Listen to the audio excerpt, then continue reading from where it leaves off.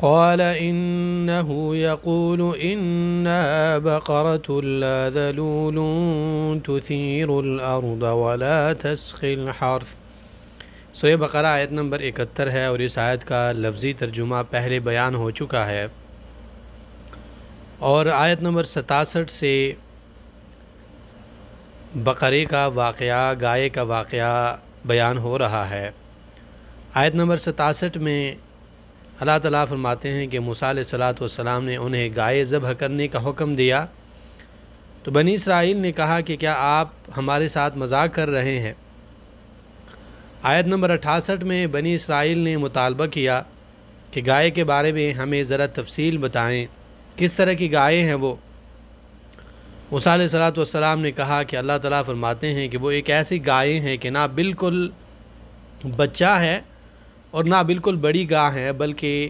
درمیانہ اور متوسط ہے۔ پھر بنی اسرائیل نے گائے کے رنگ کے بارے میں پوچھا، سوال کیا۔ اللہ تعالیٰ کی طرف سے جواب آیا کہ زرد رنگ کی گاہ ہے، خالص رنگ ہونا چاہیے اور ایسا رنگ ہونا چاہیے کہ دیکھنے والا خوش ہو جائے۔ آیت نمبر 70 میں پھر بنی اسرائیل نے مطالبہ کیا اور کہا کہ گائے ہم پر مشتبہ ہو چکی ہے، لیکن انشاءاللہ کہا کہ امید ہے کہ ہم ہدایت پا لیں گے اور ہم اس گائے کو ڈھونڈ لیں گے۔ آیت نمبر 71 میں اللہ تعالیٰ نے جواب دیا کہ یہ ایک ایسی گائے ہیں جو کہ کام کے لیے تابع نہیں ہوئی،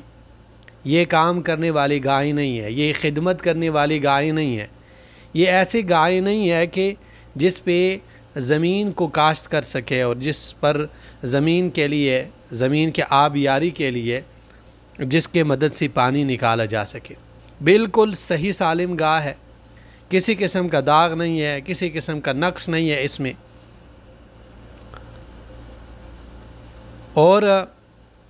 آپ یہ گائیں جو ہے ڈھونڈیں اور اس کو ذبح کریں۔ بنی اسرائیل نے گائے کو ڈھونڈا، اللہ کی طرف سے اذن ہوا اور انہوں نے گائے کو ذبح کیا۔ آیت نمبر 71 میں، آیت نمبر 72 میں اللہ تعالیٰ نے واقعہ ذکر کیا ہے جس کی وجہ سے گائے کو ذبح کرنا پڑا، اور پہلے یہ میں نے مختصر انداز میں بیان کیا ہے کہ بنی اسرائیل میں قتل ہوا۔ موسیٰ علیہ السلام کے پاس جب گئے تو موسیٰ علیہ السلام نے کہا کہ گائے کو ذبح کریں اور گائے کے ایک ٹکڑے کو پکڑیں اور اس سے میت کے ایک ٹکڑے کو آپ ماریں، اور اس طرح میت جو ہے وہ زندہ ہو کر خود بتائے گا کہ اسے کس نے قتل کیا ہے۔ انہوں نے ایسا کیا، گائے کو ذبح کیا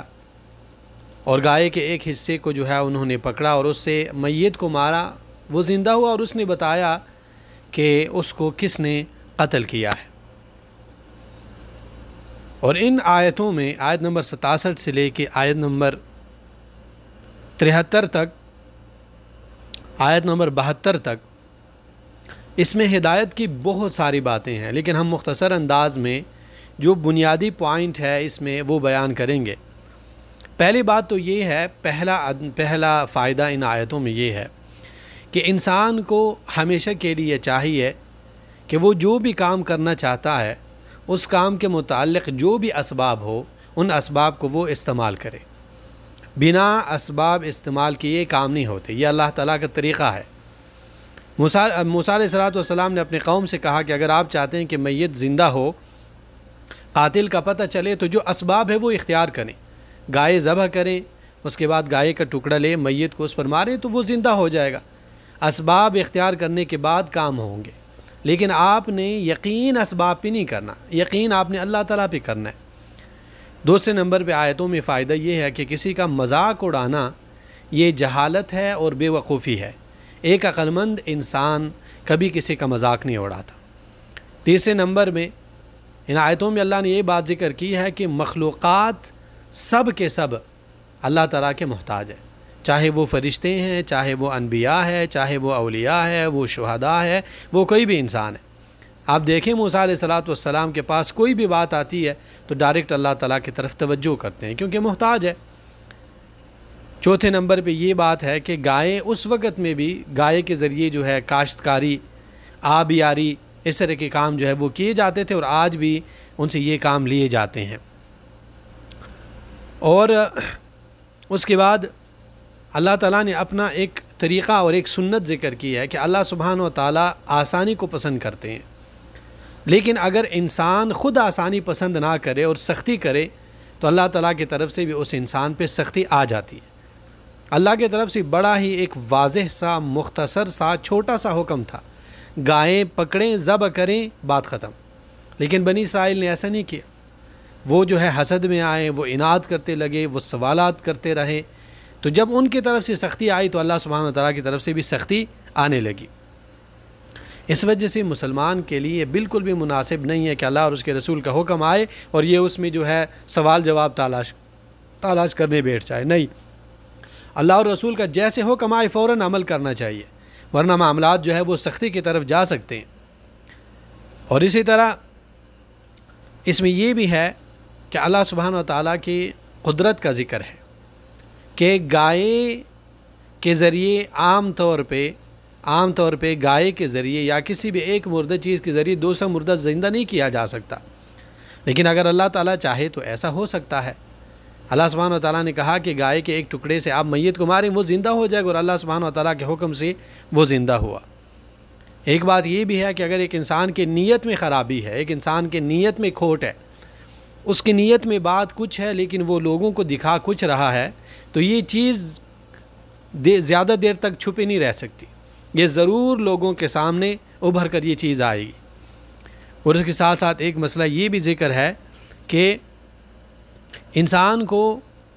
کبھی بھی ایسا کام نہیں کرنا چاہیے یا ایسا کام اپنے دل میں چھپانا نہیں چاہیے جو اللہ تعالیٰ کو پسند نہیں ہے، کیونکہ اللہ تعالیٰ اس کے ظاہر کرنے پہ قادر ہے اور اللہ تعالیٰ اس کو ظاہر کریں گے۔ اور ایک بہت بڑی بات ان آیتوں میں اللہ تعالیٰ نے جو ذکر کی ہے وہ یہ ہے کہ مسلمان کو دین اسلام کے اوامر پر عمل کرنے سے اپنے آپ کو بچانے کے لیے حیلوں کا اختیار کرنا یہ مسلمانوں کا شیوہ نہیں ہے، یہ مسلمانوں کی صفت نہیں ہے، بلکہ یہ یہود اور نصارہ کی صفت ہے۔ اور نہایت افسوس کے ساتھ کہ ہماری امت میں بھی بہت سارے لوگ ایسے ہیں کہ وہ حرام میں اپنے آپ کو واقع کرتے ہیں اور اس کے لیے جو حیلہ تلاش کرتے ہیں، اعمال سے اپنے آپ کو بچانے کے لیے حیلے لوگ جو ہے تلاش کرتے ہیں۔ حالانکہ رسول اللہ صلی اللہ علیہ وسلم نے فرمایا ہے کہ لا ترتکبوا مرتکبۃ الیہود فتستحلوا محارم اللہ بادنی الحیل، وہ کام نہ کریں، اس نقش قدم پہ نہ چلیں جو یہود کرتے رہیں۔ اگر آپ اس نقش قدم پر گئے تو آپ چھوٹے چھوٹے حیلوں سے بہت بڑے بڑے حرام چیزوں کو اپنے لیے حلال قرار دے دیں گے۔